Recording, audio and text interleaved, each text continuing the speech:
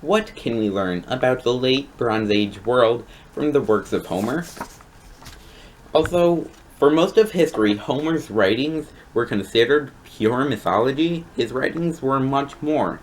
They provide us with unique insights into the world of late Bronze Age Greece. First, essential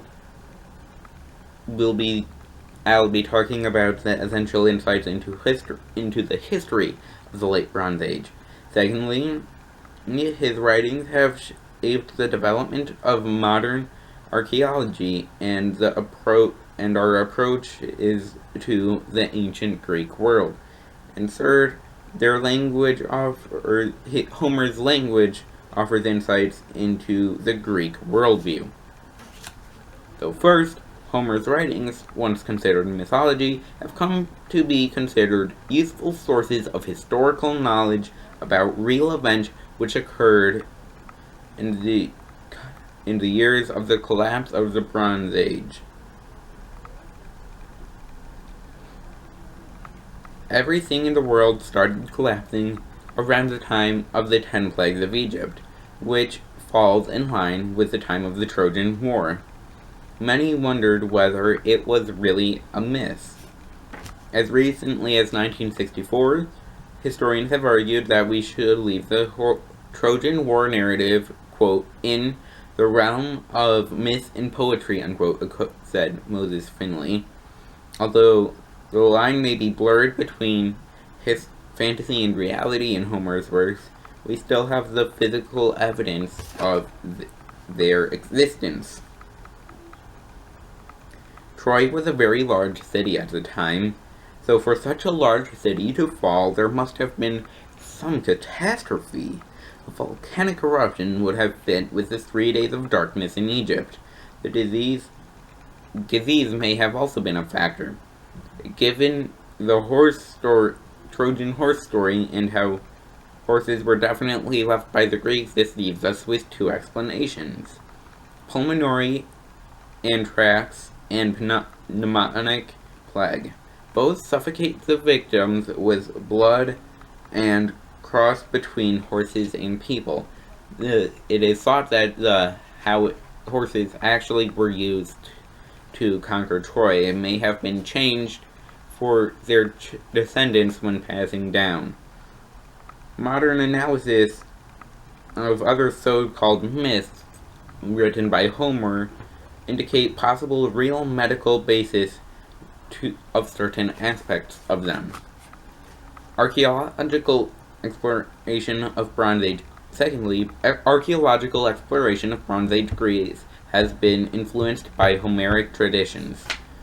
The most obvious was the finding of Troy. Quote, until about 100 years ago, we were quite sure that the Trojan War was purely legend. But at the close of the 19th century, archaeologists found the remains of a great citadel, unquote, according to Peter T. Struck. It is found in the location of, and the city was destroyed at the same time as Troy.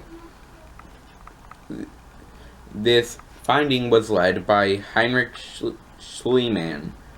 He was a businessman, but he loved Homer's works. Some still doubted the authenticity, but over time scholars have come to believe that Homer gives us the essential facts about the period known as the Bronze Age collapse. The Bronze Age is known as what it is because of the popularity of the use of bronze. It is best known for advances in culture, technology, religion, art, architecture, or politics, warfare, and trade. But what led to the collapse? It was a combination of natural catastrophes, climate change, internal rebellions, invasions, and political instability. It refers to the decline and fall of the Mediterranean civilizations. There is no one known cause, but it is clear that major cities were destroyed, civilizations fell, relations were severed, writing systems vanished, and that there was widespread death and destruction. Third, we can also learn about the ancient Greek culture from Homer's language. Because of the color language used, we find that it is probable that they grouped colors in terms of light-dark rather than hue. Some interpreted this as meaning that they were colorblind. This includes Friedrich Nietzsche, who said, quote, "How differently the Greeks must have viewed their natural, since their eyes were blind to blue and green," unquote. However, Gladstone, a main researcher of the topic, denied the likelihood of this being the case, and other researchers found that they probably just didn't have a word for blue. The Sapir-Whorf hypothesis suggests that an individual's thoughts and actions are determined by the language that they speak, or languages that they speak. It is thought that the real world is built upon unconscious language habits, and that we dissect nature along the lines made by language. This leads for some to believe that because they didn't have words for some colors, they saw less of them and distinguished less between them. Before being written down, the Iliad and Odyssey were oral tradition. Oral tradition kept the culture and was entertaining. The repeated phrases of them is distinctive, and Homer's works have a lot. So this shows that we can learn about their culture from this. But along with their culture, we can see how Homer's writings have shaped the development of thinking of modern archaeology, approaches to the ancient Greek world, and we can also see that it provides us with essential insights into the history of the late Bronze Age.